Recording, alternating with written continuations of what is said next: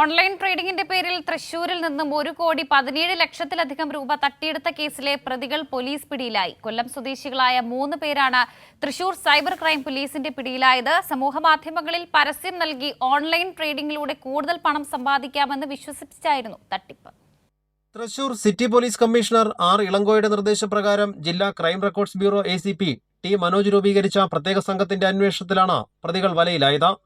പാവർട്ടി സ്വദേശിനിയായ യുവതിയിൽ നിന്ന് 71,28,000 രൂപ തട്ടിയെടുത്ത കേസിലാണ് കരുനാഗപ്പള്ളി എടക്കുളങ്ങര സ്വദേശി ഇടയിള വീട്ടിൽ ഷാഹിർ അറസ്റ്റിലായത്.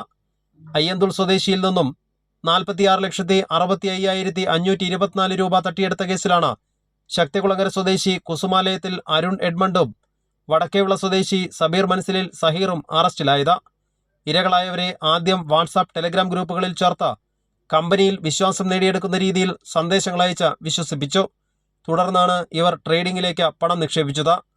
പാവർട്ടി സ്വദേശിനി 2023 ജനുവരി മുതൽ 21 തവണകളായും അയ്യന്തോൾ സ്വദേശി 2023 നവംബർ മുതൽ 28 തവണകളായും പണം അയച്ചു കൊടുത്തു. വിശ്വാസം നേടിയെടുക്കുന്നതിനായി തുടക്കത്തിൽ ലാഭവിഹിതവും അയച്ചു നൽകി. ഇതോടെ ട്രേഡിംഗിലേക്ക് ഇവർ കൂടുതൽ തുക നിക്ഷേപിച്ചു. പിന്നീട് മുടക്കിയ തുകയും ലാഭവിഹിതവും തിരിച്ചു കിട്ടാതെ വന്നപ്പോഴാണ് തട്ടിപ്പാണെന്ന് മനസ്സിലായത്. തുടർന്നാണ് സൈബർ ക്രൈം പോലീസ് സ്റ്റേഷനിൽ പരാതി നൽകിയത്.